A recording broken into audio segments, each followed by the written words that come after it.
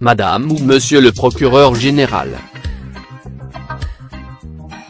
J'ai tenu à attirer votre attention, car avant j'avais une vie et la France a volé la mienne, je ne serai plus jamais comme avant et c'est ainsi que je relève de la dignité humaine et de l'intégrité mentale et physique.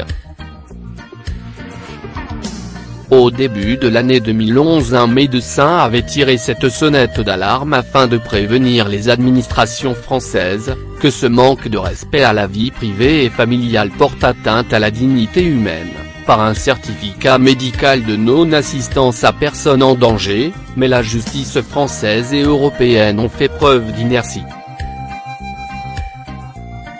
Puis la France a continué à me voler ma vie, sans aucune raison alors que la justice doit être un système propre, pas une institution criminelle en usant d'abus de pouvoir. Ces souffrances infligées intentionnellement au quotidien ont donné place à des troubles psychologiques, puis la reconnaissance d'un handicap avec une capacité au travail inférieure à 5%. Pièce jointe. C'est ainsi que je réitère. En Europe on ne reconnaît pas que ces atteintes à la santé mentale par des atteintes aux libertés individuelles et droits fondamentaux sont des précurseurs de troubles mentaux, malgré que ces atteintes à la santé mentale doivent être protégées de par la loi, pour garantir à la personne humaine l'élimination des risques et facteurs aggravants. On ne reconnaît pas que les atteintes à la vie privée et familiale, soit que 18 heures depuis décembre 2008 pour entretenir des relations personnelles entre frères et pères, avec le cadet de mes fils, sont des facteurs d'aggravation pour la reconnaissance de ces tortures psychiques et mentales, ainsi que ce facteur d'accumulation dans la durée comme faisant partie du système de torture psychologique. La non-assistance à personne en danger par certificat médical, pièce jointe, n'est pas une altération à la sûreté de la personne et que cette cause émanant des administrations françaises, puisse en découler sur la reconnaissance d'une reconnaissance de troubles mentaux donnant place à une invalidité, suite à ces souffrances endurées au quotidien, poussant la personne humaine dans un gouffre d'idéation suicidaire.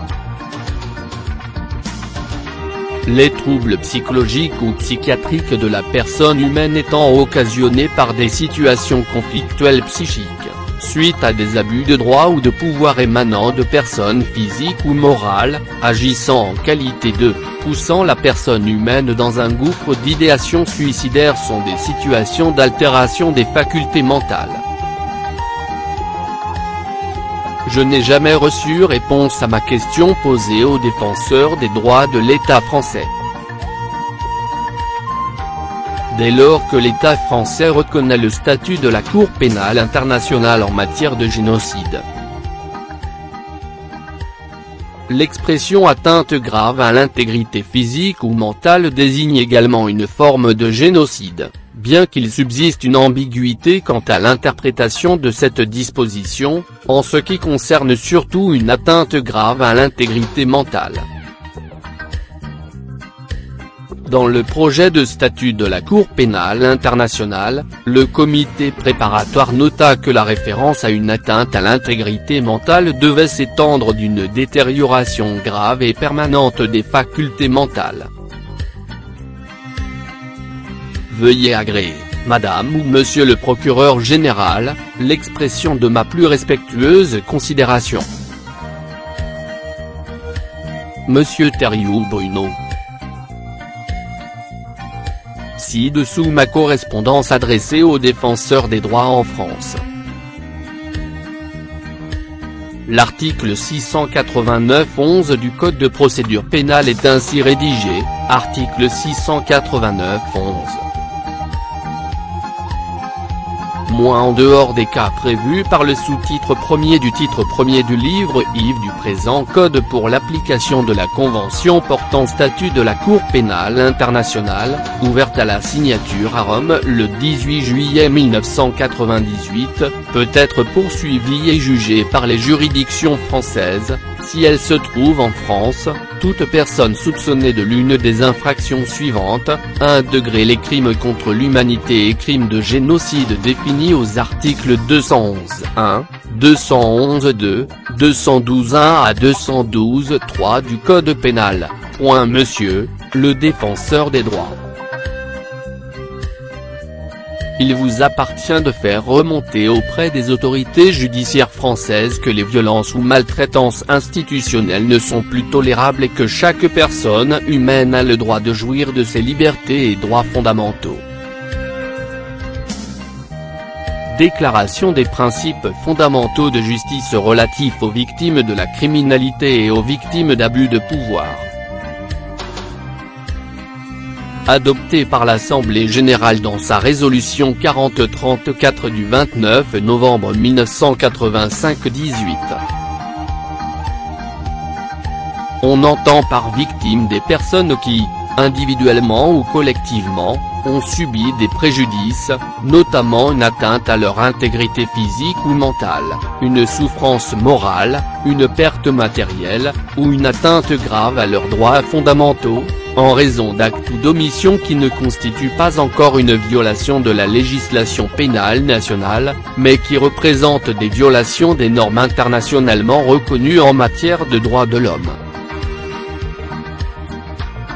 Ce n'est pas parce que je suis en bas de l'échelle sociale que je ne bénéficie pas des mêmes droits que les autres et que l'on doit et devait, magistrats et services sociaux, m'écarter par des immixtions arbitraires et illégales du maintien de mes relations avec mon fils porteur d'un handicap, étant moi-même reconnu maintenant en invalidité suite à ces violences ou maltraitances institutionnelles, ayant porté une atteinte grave à mon intégrité mentale. Dois-je vous rappeler que je suis placé en congé maladie longue durée depuis le 31 janvier, date du certificat de non-assistance à personne en danger, et que le CEDAF vient de me reconnaître un taux d'incapacité invalidante supérieur ou égal à 80%. Nous pouvons également retenir, extrait du Code pénal français. Article 222-19. Le fait de causer à autrui, dans les conditions et selon les distinctions prévues à l'article 121.3, par maladresse, imprudence, inattention, négligence ou manquement à une obligation de prudence ou de sécurité imposée par la loi ou le règlement, une incapacité totale de travail pendant plus de 3 mois est puni de 2 ans d'emprisonnement et de 30 000 € d'amende. En cas de violation manifestement délibérée d'une obligation particulière de prudence ou de sécurité imposée par la loi ou le règlement, les peines encourues sont portées à 3 ans d'emprisonnement et à 45 000 € d'amende. Ce que cite la Cour pénale internationale au regard des atteintes à l'intégrité mentale à la personne humaine. L'expression atteinte grave à l'intégrité physique ou mentale désigne également une forme de génocide, bien qu'il subsiste une ambiguïté quant à l'interprétation de cette disposition, en ce qui concerne surtout une atteinte grave à l'intégrité mentale. Dans le projet de statut de la Cour pénale internationale, le comité préparatoire nota que la référence à une atteinte à l'intégrité mentale devait s'étendre d'une détérioration grave et permanente des facultés mentales, ce qui devrait engendrer des controverses car les séquelles resteront permanentes. On ne peut oublier les souffrances endurées, également protégées par la Charte des droits fondamentaux de l'Union européenne, article 3, droit à l'intégrité de la personne.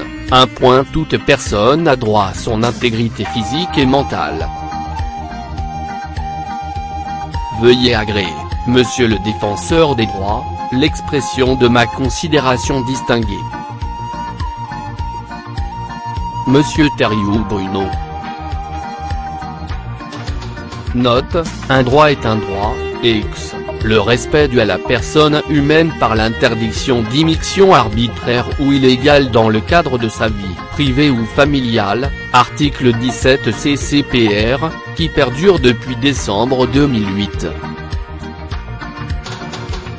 que ce soit par des magistrats dans l'exercice de leurs fonctions, sur le plan national, européen ou international, ou bien émanant de ces institutions œuvrant soi-disant pour la famille.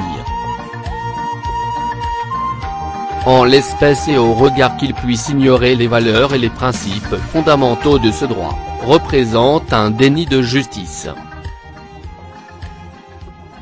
Article 17. 08/04/1988.CCPR Général Commando. 16. Il était pertinent que les atteintes à mon honneur, c'est l'idée que l'on se fait de soi-même, ma réputation, c'est l'idée que les autres se font de vous, me considérant comme un paria en ne respectant pas mes droits, engendre sur la mise en danger de la vie d'autrui. Dès lors que le sexisme est une discrimination, et également la prémisse d'une violation de notre liberté individuelle, ainsi qu'une atteinte à notre honneur et notre réputation.